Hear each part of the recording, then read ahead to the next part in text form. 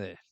Now we have a 10th 98 model AU Falcon, and I've been looking for a replacement key fob because the original one died many, many years ago. I've had an awful lot of trouble with this. I've ordered some that then weren't supplied. I've ordered ones from China that turned up without any electronics in them after 4 months. And finally I found this one here, which I ended up going with. It was $59. I actually did have to pay it just for shits and giggles, but yeah, no, it's a nice looking thing. You got your 2-way warranty. I don't know how good that'll be, but I mean, it should be fine. 4-button remote. The programming instructions are there. They work just fine. Now you will notice no more information there.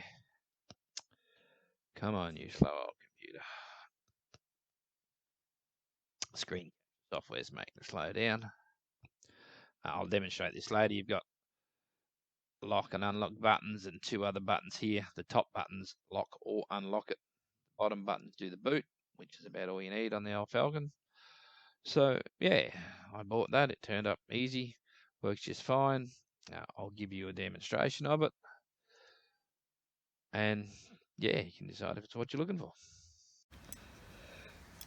Oh, okay, it's a little bit dark in here, so the flash has come on, and here's the key fob.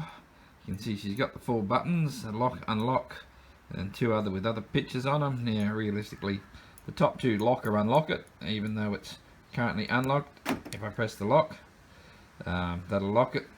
If I then press the lock, that'll unlock it. Doesn't matter which one you use. You do have to give it a good press. You can't just stab it. You need to hold it for it to do its job. But it does it, no worries. And either of the bottom 2 buttons will pop the boot. So, yep, same story. You need to give it a bit of a press, but everything works fine. I'm not going to bother showing you how to program it because there's 100 other videos on eBay that do that, and it's very, very simple. So yeah, not a bad looking thing. It's got a good feel to it. It's got a bit of metal in it. It doesn't feel like rubbish.